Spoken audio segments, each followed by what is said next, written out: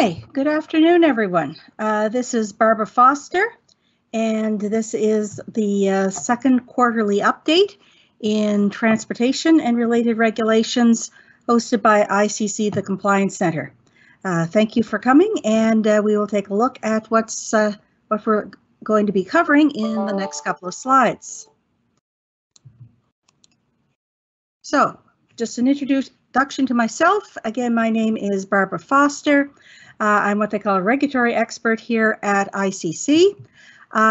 It's coming up on my 35th anniversary, working with the regulations on hazardous materials or dangerous goods. Depends on whether you're in Canada or the rest of the world, which you refer to it as, and the hazard communication regulations.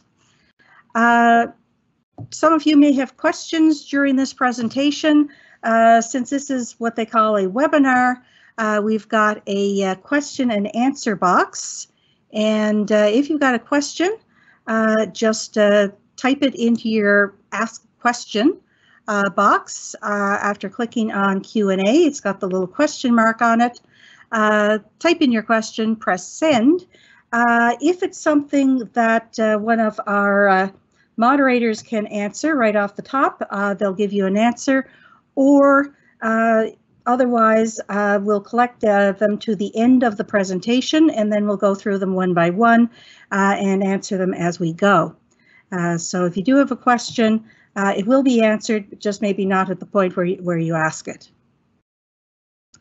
If you're not familiar with ICC, the Compliance Center, we are a private company that deals with supplies and services for people involved in the hazmat or transport of dangerous goods business, as well now as hazard communication for chemicals under WHMIS and OSHA. So we've got a complete line of products such as labels, placards, packaging. We can do customized labels for WHMIS or OSHA, consumer products.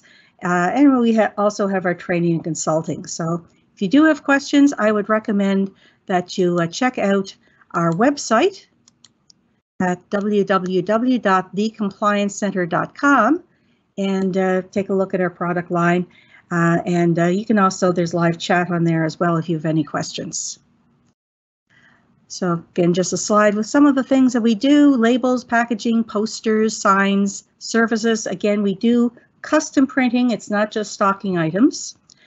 Tags, publications, placards, pipe markers, and again, our training and consulting, where we give assistance to companies who need to get their people up to speed. ICC Difference, again, customization is one of our key options. We can print any label that you need, even if it's not a standard one. We can design training courses. Fast delivery, we have offices across North America, and a lot of the product is stocking, so we can get it out to you almost immediately. Or if you're in the area, you can come in and pick it up. We've got our regulatory helpline. So if you are a customer of ICC's, you can call and ask for some advice, and we can see what we can get for you. So I say, just consider us if you do need any resources in compliance, where we usually have everything that you're going to need. So our plan of attack for the day, our agenda, we're going to start looking at transport regulations. The main changes that we've had over the past few months have come from the U.S. The U.S. Department of Transportation with the Pipeline and Hazardous Materials Safety Administration, and FRA, the Federal Railways Administration. Then we'll switch to Canada. Canada, not that much. We're still waiting for some things to come out, so I'll discuss what's the holdup and what we might be expecting shortly. International regulations, most of the changes with the UN, IATA, and ICAO and the IMDG code happen around the start of the new year. But ICAO has issued a new addendum to their regulations, and we'll end up looking at hazard communication. Here things have sort of flipped. Canada is moving ahead of OSHA, and OSHA is the one that we're waiting for to see if we can get everything properly harmonized. And Pam, you were saying, is there any problem with the audio? Pam, have you, okay? If everybody hopefully can hear me all right. Pam, just let me know if there's any problems with the audio. I don't believe there was any problems. That was the only question. Okay. All right. But okay. I was typing to suggest rejoining the presentation if they're not having it. Okay. All right. Okay. Well, I can certainly hear you, and hopefully everyone can hear me. So, the U.S. Department of Transport and 49 CFR. Well, one of the first big things is we have the hazard harmonization of 49 CFR. This is always a constant job for the DOT, as the UN updates once every 2 years. 49 CFR and the hazardous materials regulations must be updated. And the most recent update is something called docket HM 215Q. And there's a website where you can go to what's called the Federal Register, where you can find this. This is now, as a notice of proposed rulemaking, that means that it is not yet a final version. It is out for public consultation. If you're a stakeholder, you can let the DOT know what you like, what you don't like. Most times, industry is in favor of as much harmonization with international regulations as possible, but there may be some times where how the UN is doing things may just not be suitable for, say, domestic US shipments. So if there are problems, let the DOT know about it. Our main points, and we'll go over this in a little bit more detail in following slides, is this is going to update references to the most recent international standards. For air, we've got the 2023-2024 ICAO technical instructions. So international air transport is under the International Civil Aviation Organization. So the most recent book published by them. Also for ocean, the 41st edition of the International Maritime Dangerous Goods Code will be referenced. And for the UN recommendations themselves, referencing the 22nd revision. So now, of course, by the time this all gets finalized, we may actually be, as time goes by, we may actually get to the next thing they have to do is start a new harmonization amendment for the new system coming out in 2025, but at least we will be as close as possible to current. There's also been a number of updates to references for gas containers, such as cylinders or larger gas containers, such as the ISO 9809. Updates to certain parts of the Manual of Tests and Criteria. This is published by the UN as a standard classification criteria for hazardous materials or dangerous goods. And these get updated from time to time. One reason, of course, is the globally harmonized system for classifying workplace chemicals. They want to keep that as close to possible with the transportation classifications. So there will be some updates there to try and make sure that transport and workplace safety, where they're applicable, will be harmonized. So the main points, there will be a number of changes to entries in the hazardous materials table found in section 172.101 of 49 CFR. There were, back in 2017, there were 4 entries for, or 4 new shipping names for polymerizing substances. Now these have been added, they said temporarily, but they will now be made permanent. So if you've been using those shipping names for polymerizing substances, they are now a permanent addition. If you've been looking at the IATA book or the IMDG code, you will notice that there's a new entry for 2023, cobalt dihydroxide powder, which is given UN 3550, and the DOT will adopt that as a shipping name as well. And there'll be a number of provisions, again, we will look at these in following slides, for the small or low-powered lithium batteries. These will be revised to better match what's being done by ICAO and the International Air Transport Association, IATA, regulations, such as the ICAO and IATA have basically banned any standalone lithium batteries from going on passenger aircraft. The DOT was still talking about the ban being for lithium metal batteries, but not lithium ion, even though most airlines would be following the ICAO IATA rules. So that would be updated to ban all standalone lithium batteries on passenger aircraft unless you get special approval. There are some things that are in the 22nd edition of the UN recommendations that were not adopted, or at least not currently. One thing that the UN had worked on developing were standards for what they call FRPs, fiber reinforced plastic portable tanks, as opposed to, say, metal tanks. The DOT, while they're interested in this, they want further safety research. They did put in something that said if you are bringing, say, a ship into port that have these fiberglass reinforced tanks on them, you can have them in the port area as long as they're not offloaded and then brought into the United States proper. They're not updating all the terminology in regards to pressure vessels such as cylinders that was adopted in the most recent UN and IMDG regulations. Again, there's just some tweaks, and I'm not even sure why they did that. It seems, again, it seems not all that significant, but it obviously is significant when it's done in a regulation.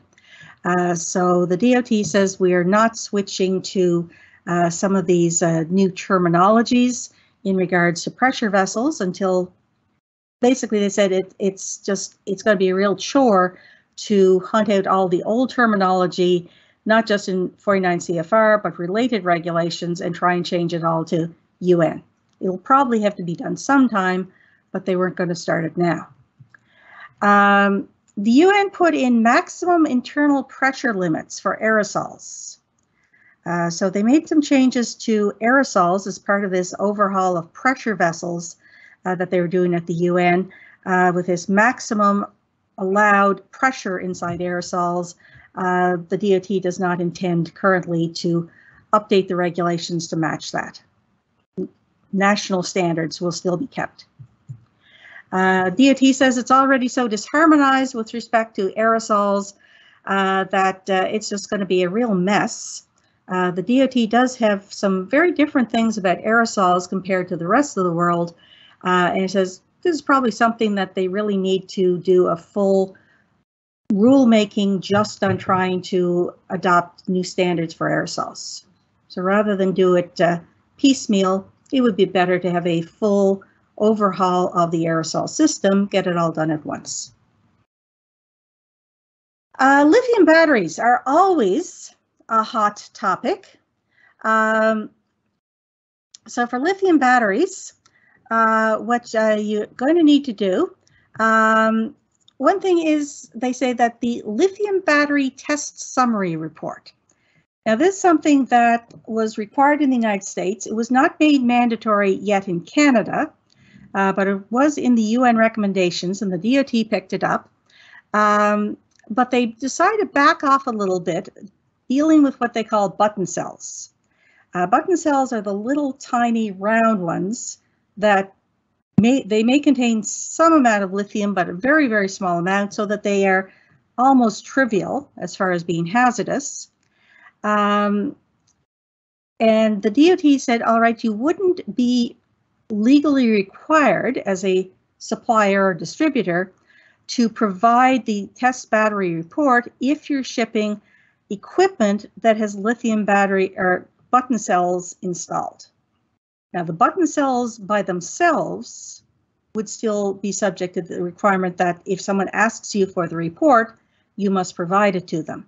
But say if you're shipping something like maybe a little key fob for opening your car door, and that has button cells installed, you would not be required by law to provide a test summary report on the button cells if a customer asks for them. You could do it, of course, as customer service, but it wouldn't be mandatory. Another thing is that the watt-hour rating.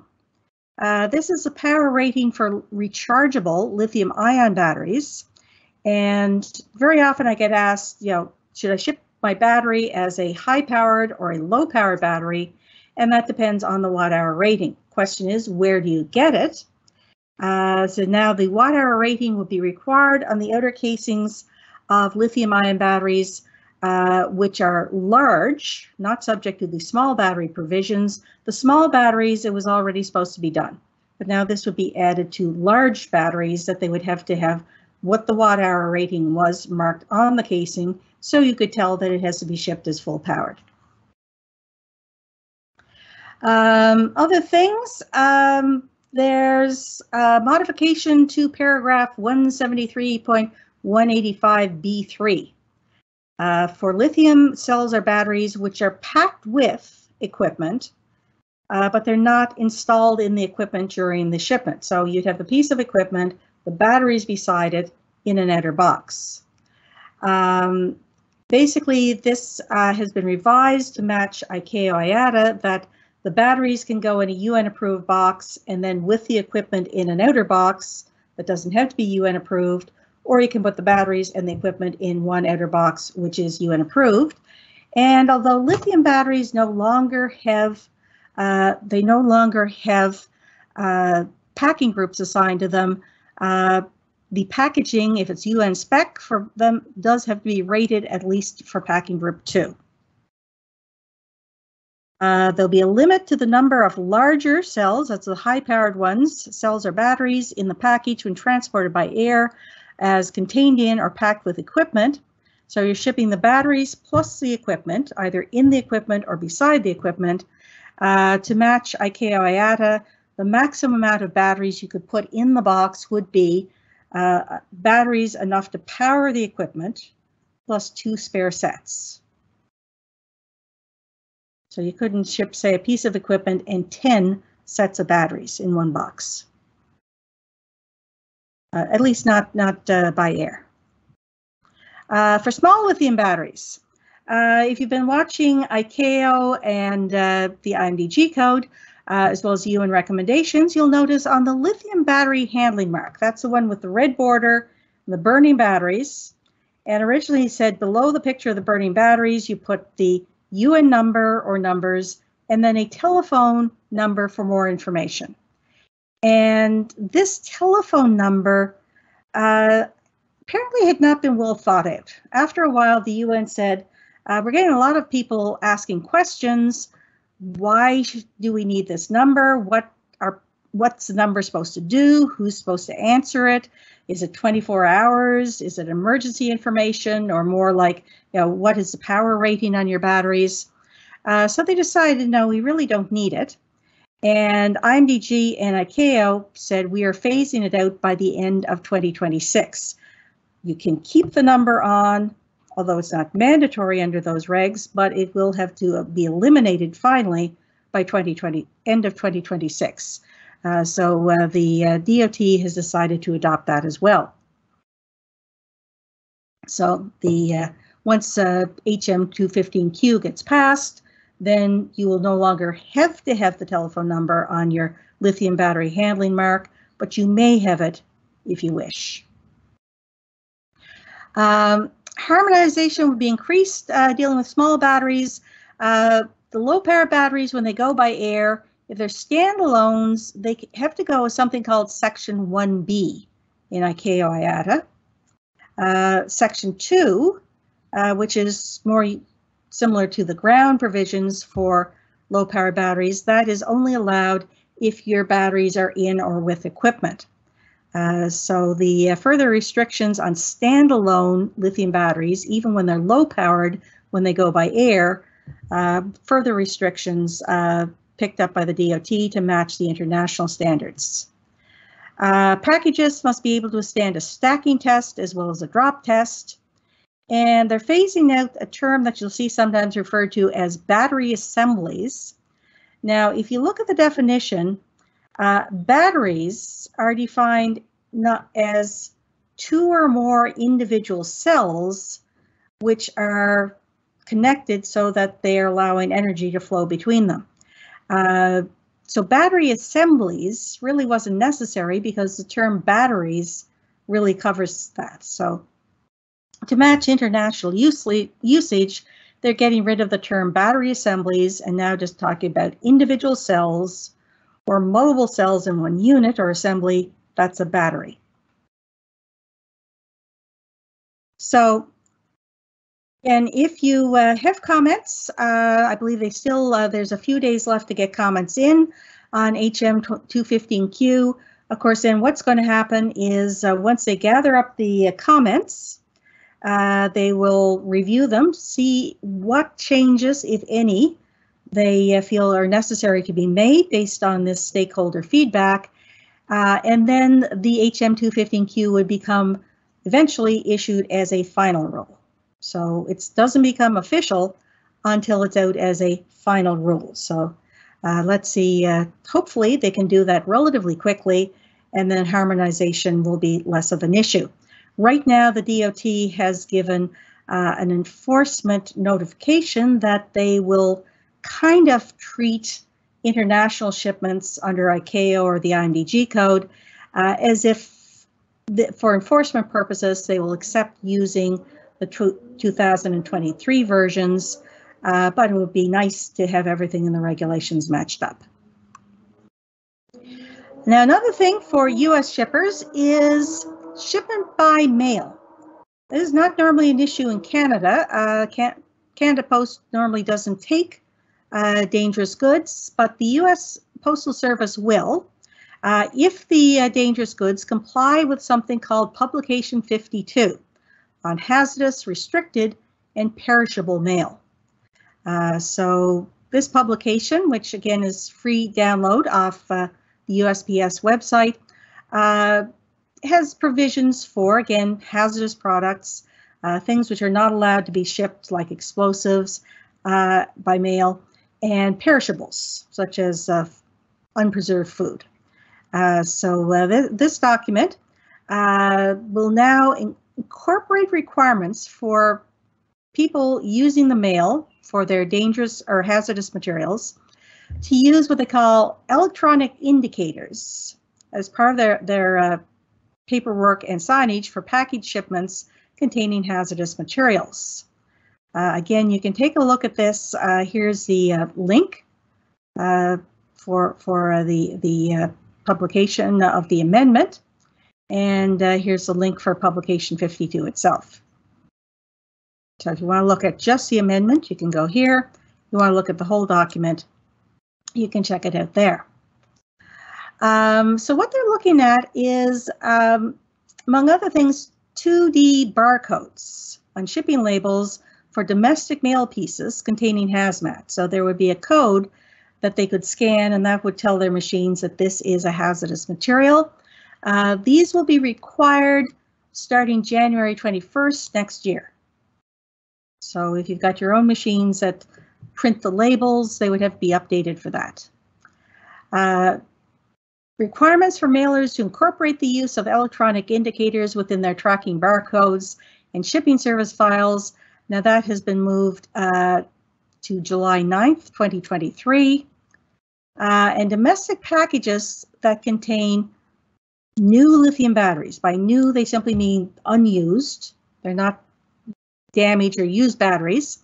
In some cases, If you're shipping a piece of equipment that contains lithium batteries and they're low powered, you may not, in some circumstances, have to put on a lithium battery mark or any other dangerous or DOT information.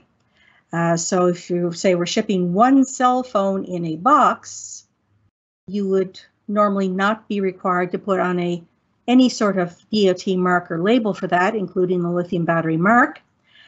So if the packages do not have to have any DOT marks on them, then they are exempt from applying hazmat service type codes and extra service codes to their labeling and paperwork. Some other things, if you're shipping internationally by mail, the DOT will, or the USPS will then switch to using the term dangerous goods and UN terminology instead of hazmat and the DOT terminology. So they'll actually be using the two terms, one for domestic, one for international. They mentioned that hazmat or dangerous goods, whichever you prefer to call them, they're not eligible to be mailed in envelopes. They must be packaged in sturdier packaging such as boxes. And when shipping to Army Post Office, APOs, Fleet Post Offices, FPOs, or Diplomatic Post Offices, DPOs, these destinations, mailers must follow the international dangerous goods regulations if they're outside of the United States. There was a previous notice of proposed rulemaking that came out a little bit earlier, HM 219D, which deals primarily with provisions regarding cylinders, also a new definition for liquid, simply to allow, I mean, sometimes you get things like a paint or a paste or a resin or some sort of sludgy material. It's very thick and viscous, and when does it change from being a liquid to a solid? Well, there are test criteria to determine that, and the idea in this amendment, one of the changes they would introduce new tests, more modern tests that could be used to define, is your product a liquid or is it a solid?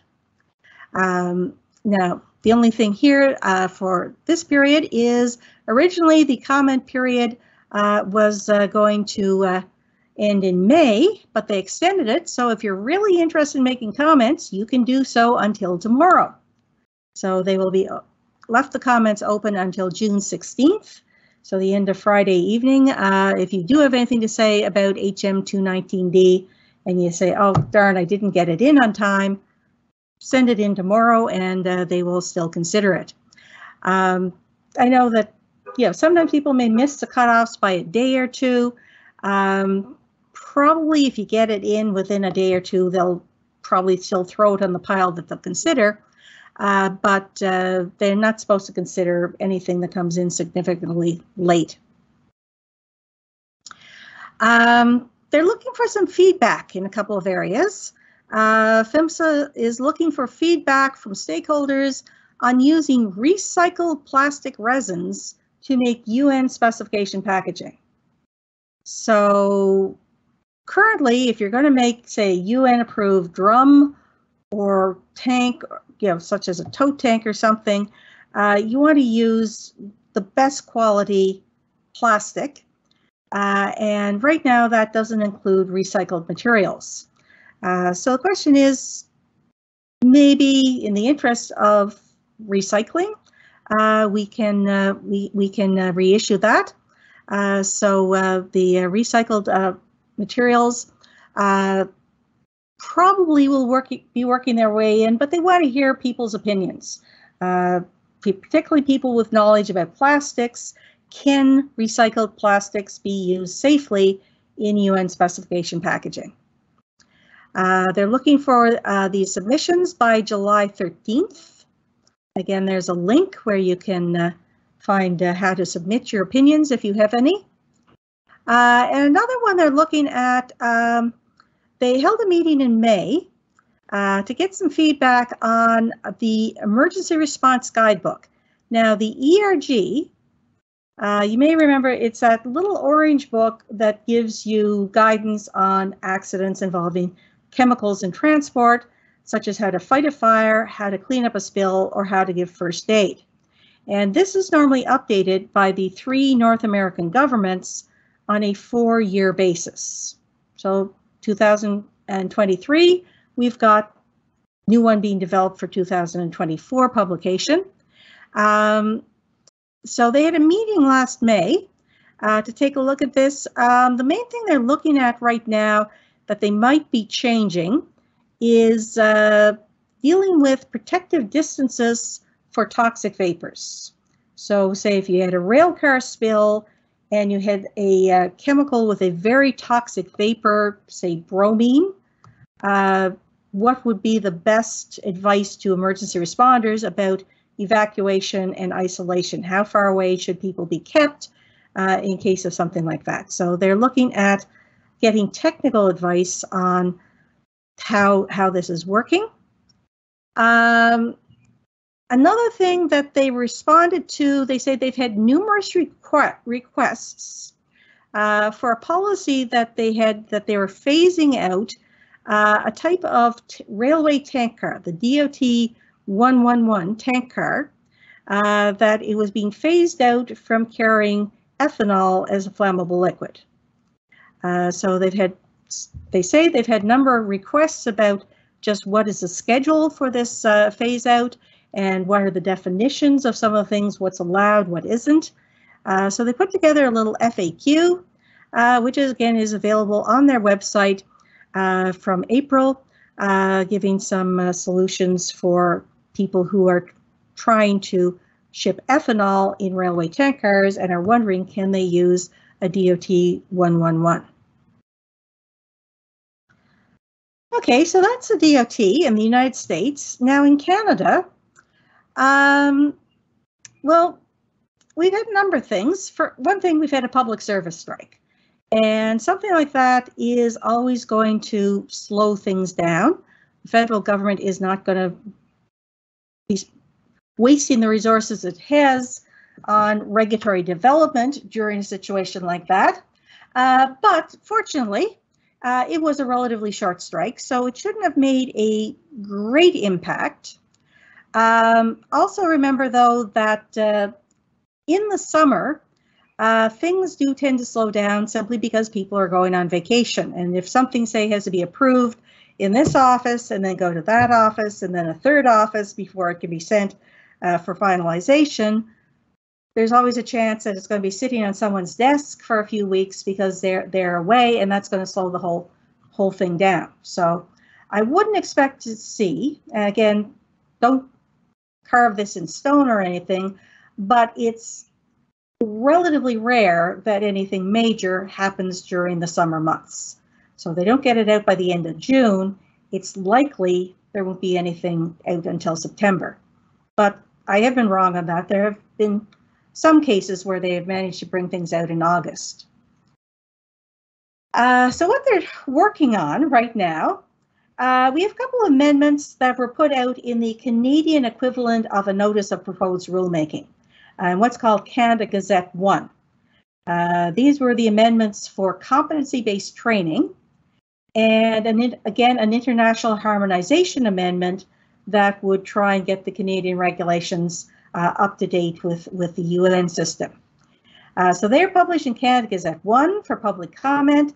They got public comment back, now being considered, and they will hopefully be issued in Canada Gazette 2, which would make them final rules, basically. Now, I have heard that there has been some pushback about the training amendment, that it may be held up because of some technical concerns. So again, this is taking longer than they had originally anticipated. So I heard a mention that it might not actually be out this year. It might be early next year. But again, Transport Canada tends to be rather closed-mouthed about when things are going to come out. It's just, you know, there has been some rumors that maybe it did not have a smooth sailing as they'd hoped. The international harmonization one, I haven't heard any objections to that. I looked at it, it looked pretty, something that industry would be in favor of, but there may have been certain people who objected to certain areas that have to be rewritten. There's also another amendment called the Canadian Update dealing with non-international issues. That's being worked on right now for publication in Canada Gazette 1. Again, the intent was to have it sometime in the middle of this year. We'll just have to see when they get out. Later this year, they had, in their original time frame, they're looking for an amendment on dangerous goods and remotely piloted aircraft. Now, this is one that kind of intrigues me. The idea was to authorize drones to do certain types of dangerous goods delivery. There is at least one company I'm aware of that has got a permit to allow them to do this sort of as a pilot project, to coin a phrase, with remotely piloted aircraft. But they'd be useful for things like very remote areas that cannot be accessed easily by road, and it would be for a small shipment, flying a plane in would be maybe a little too expensive, or emergencies. If you've got a train derailment out in the northern boreal forest and you need to get supplies in that include dangerous goods, you could drone them in if you can't fly them or drive them in. Some other things that they're working on, there is a federal bill in Parliament, Bill C-33. It was basically written to talk about some issues with port security and things like that, but it does include some updates to penalties for TDG. So it covers a number of different acts, and if this gets finalized and Parliament does eventually pass it and it gets royal assent, then it would quite significantly increase the penalties for violations of TDG. The penalties have not been changed since back in 1980, which is a long time ago, and they may start to look a little bit puny compared to some of the more recent regulations. So this would change the TDG Act to have these updated penalties, and also to allow the introduction of the client identification database, the registration system that Transport Canada would like to get in place, and that would have to involve amending the regulations, but there also has to be some tweaks made to the Act to allow it to be implemented. International developments. Not an awful lot on tap there, but if you deal with air shipments, there was a new addendum made to the technical instructions of ICAO to address portable electronic devices if they're going to be carried in checked baggage. So if you've got something like a GPS and you want to put it in your suitcase, some issues dealing with that, such as it should be packaged so that it cannot be turned on by accident during transport, things like that. So it's a very short one. It's really just a couple of paragraphs, but it is important if you're shipping equipment. And anything that the batteries are bigger than basically the button cells, the equipment must be fully off during transport in checked baggage. By the way, this would allow you to still, for example, put one of those little tracking tags like the Apple tag.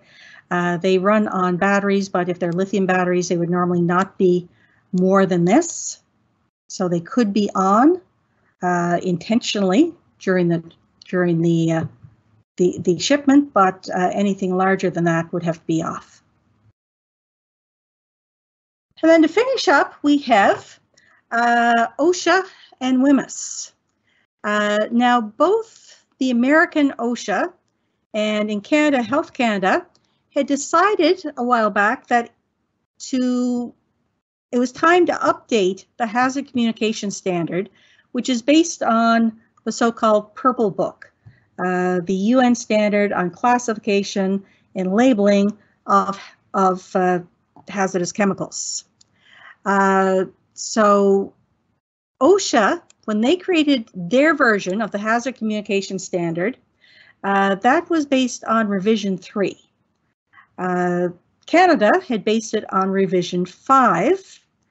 Unlike the transport regulations, where everybody's very big on harmonizing by updating the national regulations as quickly as possible, Canada and the United States has said, well, let's first of all let people get used to the GHS system before we start making any further changes. But eventually time came that they thought, yeah, we really do need to update a bit. And the target that they set was GHS Revision 7. Now, I should point, if you go to the GHS website, that you can get Revision 9 already. But when they started, Revision 7 was the last one out, so it gives you an idea of how long they've been working on this. So Health Canada brought their amendment out end of last year. The U.S. Occupational Safety and Health Administration had said they intended to do kind of in lockstep with Health Canada, but apparently there have been some sort of changes or issues. So they have still not, they've issued a notice of proposed rulemaking, but we haven't got the final rule. I was at a webinar that Health Canada was holding on the new system, and the Health Canada people there said that they had no information about when it was due out. One of my other colleagues said that they were at a meeting with a different group and they heard that it might be start of next year. So I'm not sure what OSHA has found as an issue, other than maybe there's some industry pushback about having to update labels and safety data sheets all over again. But it certainly would make life a little bit easier if Canadian and US labeling and safety data sheets were as harmonized as possible. So the Canadian version, it was actually published in early January of this year, but apparently it had been registered in December of last year, 2022. So they set a compliance date of 3 years, and that's based on the registration date. So the target they're going for, getting all the labels, SDSs, and classifications updated, is going to be December 15th, 2025. Again, it is based on the 7th edition of the GHS Purple Book, and it should be very similar to what OSHA is trying to create, but again, OSHA is just not there yet. So this is an issue. People may ask, well, if we've got, and I always love this is the globally harmonized system, and there's still a lot of harmonization issues that are out there. Maybe, a few years down the road, Canada, the United States, Europe, international regulations will be more harmonized, but for now, it's still very much a work in progress. So what do we do if you're a supplier in Canada and the United States, and you want to have your hazard communication as harmonized as you can between Canada and the United States? Well, one is, remember that Health Canada gives you a fairly hefty transition period. You don't have to move to the new system until December 15th, 2025. So we've got a couple of years where we could use the labels and SDSs that we have already and hope that before that time, the US gets updated. It would be a very good idea to get prepared to make your updates in a timely manner as soon as that happens, but we can use the transition to allow us to use the old system as long as we can. Option number 2 is if we want to move ahead in Canada, we can, but just remember that labels and safety data sheets will be based on the US classification system if you're selling in the United States, and particularly for dealing with aerosols. There's been a lot of changes in Revision 7 with regards aerosols. So you might have to come up with 2 sets of labels, 2 sets of safety data sheets, one for Canadian sale, one for US sale. And there could be some significant differences in how they classify products, particularly aerosols. Now, option 3 is some people say, well, what if I just forge ahead and I use the modern system for all of North America, Canada and the United States? The problem is that, as far as I know, OSHA has not yet issued anything like an enforcement agreement that they would recognize Revision 7 as legal before it comes out. So I wouldn't recommend that. It might fly under the radar, but there's no guarantee of that. So I'd recommend you go with option 1 or option 2. And if you're in the United States or you sell a lot of product to the United States, maybe send communications to OSHA and let them know that this is becoming a major money and time sink. And if they could get the final rule out as soon as possible, it would really be appreciated by industry.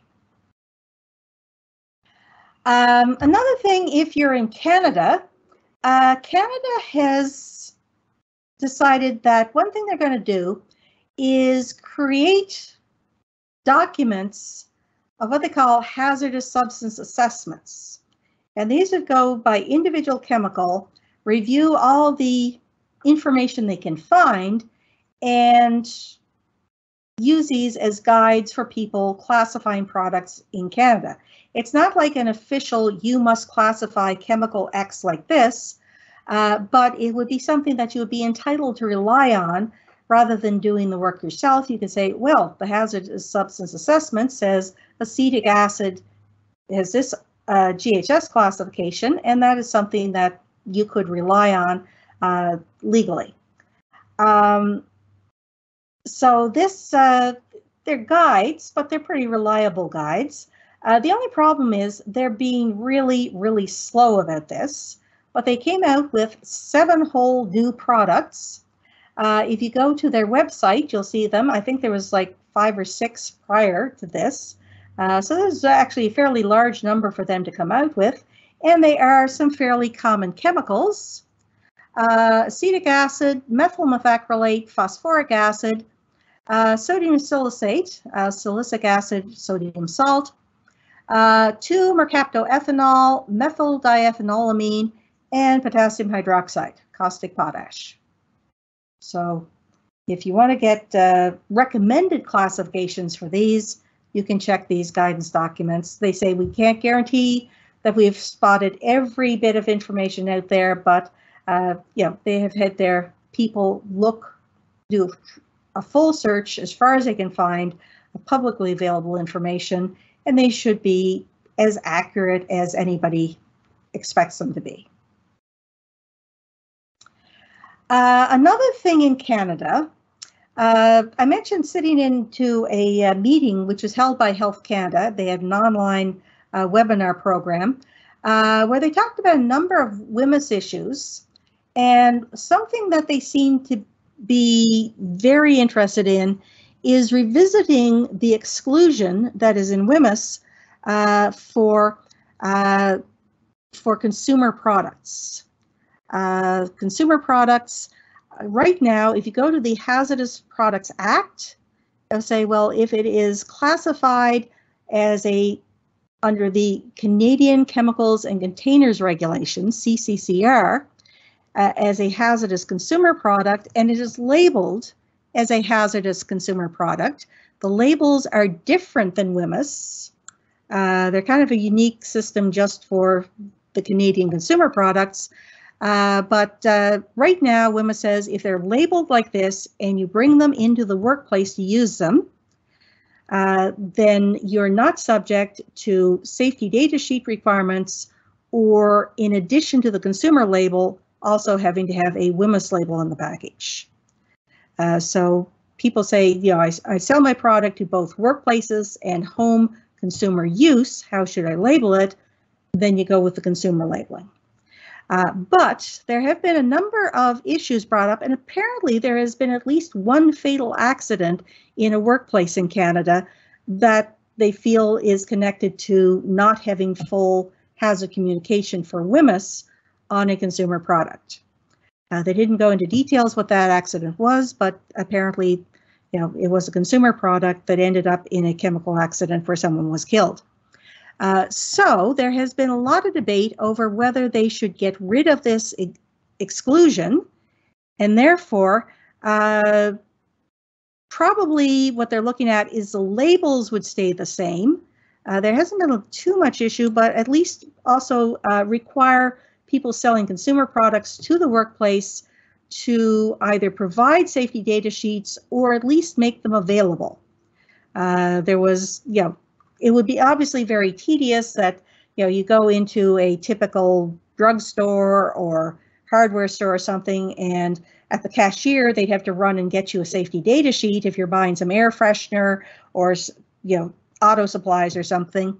But at least that you could get the SDS if you were a workplace and you wanted that. One thing they were looking at, for example, was if they could put QR codes on the packaging for consumer products, and then companies that wanted to get the SDS could just scan the container and download the SDS that way. So if you are a stakeholder, you sell consumer products that might make their way into the workplace, I would really recommend that you talk to Health Canada about this regarding feasibility and costs and any solutions you have or any major concerns you have about this, because I get the impression from them that they are going to go ahead with this unless there is a major revolt about it. It seems to be something they feel is it's going to be done. The question is just how. Okay, so to finish up, just remember, please check out our website, www.thecompliancecenter.com. We have a free newsletter, which you can sign up for, and that'll keep you aware of any important changes or new information coming out. And we've got on our website, we have what are called our Help Center, where you find our chat and also our blogs, where we talk about various topics and go a little bit in depth. So if you wanted to look at some of the amendments, we'll give summaries of how the amendments for various regulations are working, or topics like, could be, coming up to July 4th or July 1st. You want to ship explosives like firecrackers, question about consumer explosives, things like that. So take a look at it and see if there's anything there that you find interesting. We're always very thrilled to discover someone has been reading our blogs. So now let's take a look at the questions. And I'm just looking here. I notice Pam has been putting up a lot of links. What updates can we expect with the Canadian update? That's a really good question, which honestly, I can't entirely remember off the top of my head what they were discussing there. I think they were some issues which were not internationally, such as the air regulations. Some things in our air and ocean standards are they're referring to regulations that no longer exist. So it needs to be updated for internal consistency. Then we've got a question, is the amendment to Canadian TDG training the same as the training standard update, or are they different? Well, basically, we have the standard for competency-based training, CGSB 192.3, but that standard is nowhere referenced in TDG. So right now, it's good advice. You may use it if you want, but it's optional. The amendment that is waiting for Gazette 2 would amend Part 6 to say that if you are an employer and you must train your employees, that your training must meet the standard from the CGSB. So it's basically making the CGSB standard a mandatory requirement, as opposed to right now it is it is just a kind of optional one. Okay, and anything else? Just take a look here. Pam or Kelly, is there any other questions that I have not addressed? No, you've answered all the questions, Barb. Okay, great. Thank you. Of course, remember, if you do have questions afterwards, please feel free to contact us, email me. Here's my email address, barbara.foster at our wonderful URL, thecompliancecenter.com. We've got our telephone numbers. We've got our 888 number for the United States and for Canada, and our website, which is always got something new and exciting always coming up on there. So please check us out. Other than that, I've got a little sign comes up that says we've got 5 minutes left in the meeting, so we're almost at a time. I'd like to thank everyone. Please have a good afternoon and safe evening, and we'll see you, hopefully all of you, for the amendment for the third quarterly. There should be a link come out, and I think Pam and Kelly can address that. A link for the recording if you would like anyone else in your group to share the recording and just get an idea about some of these things that are going to be new for the next little while.